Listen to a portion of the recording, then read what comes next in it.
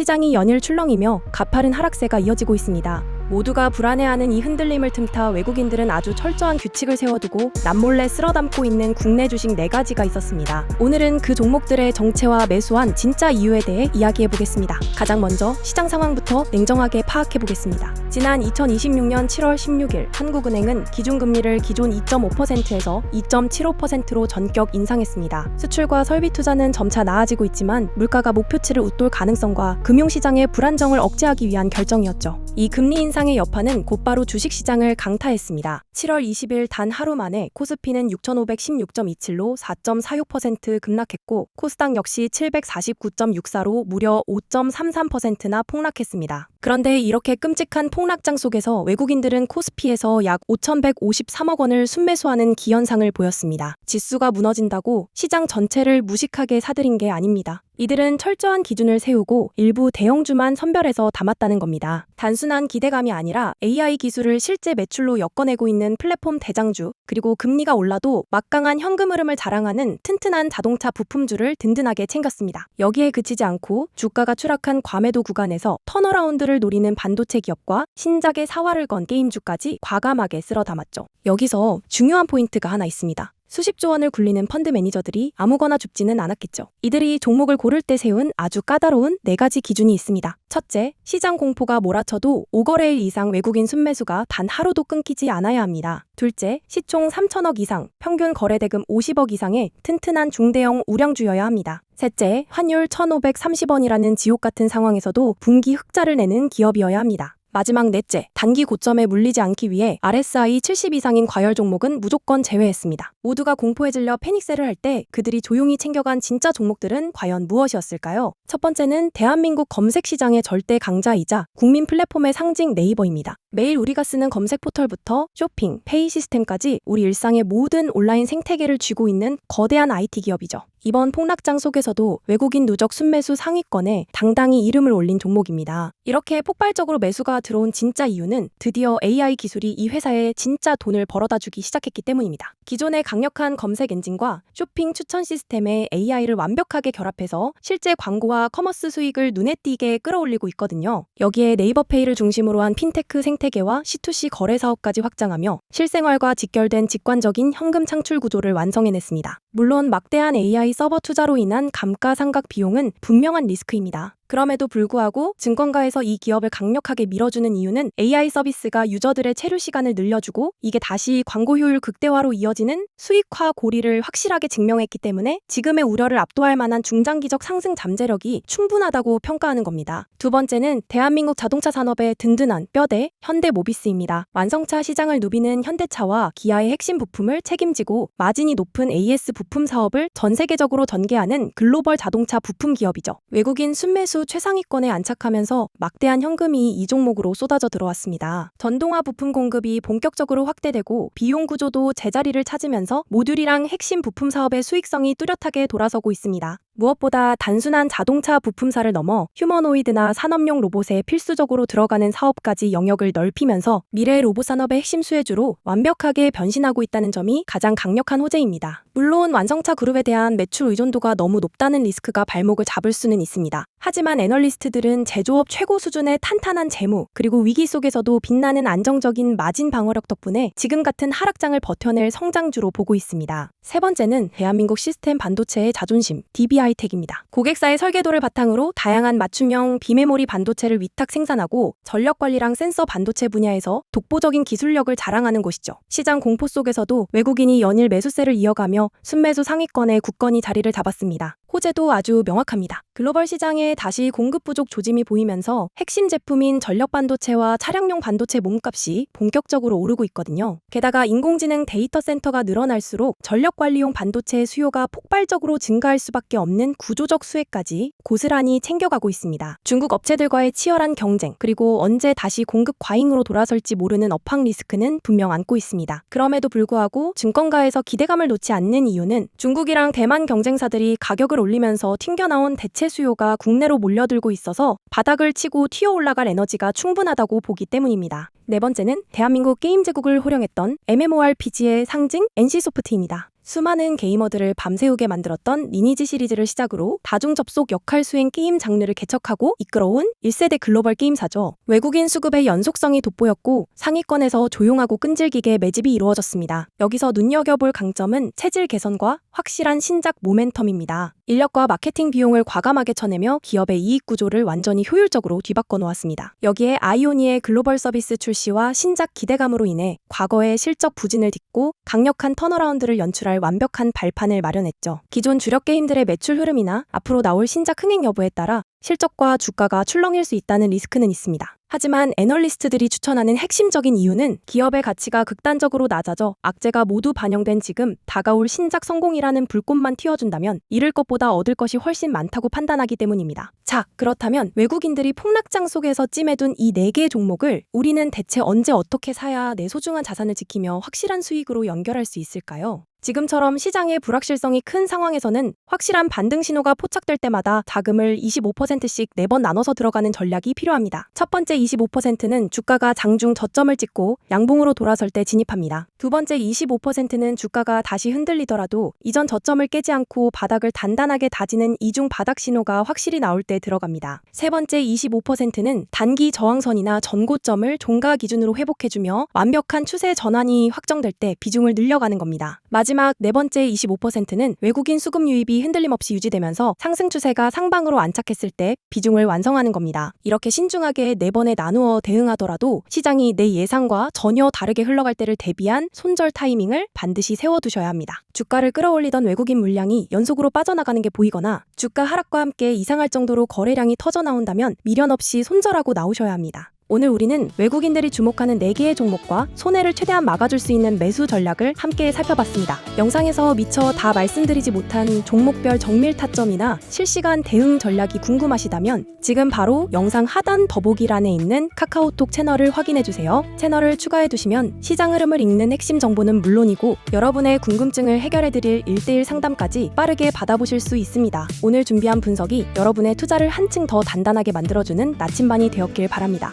영상이 유익하셨다면 구독과 좋아요로 응원 부탁드립니다. 다음 시간에는 더 날카롭고 확실한 전략으로 찾아뵙겠습니다. 감사합니다.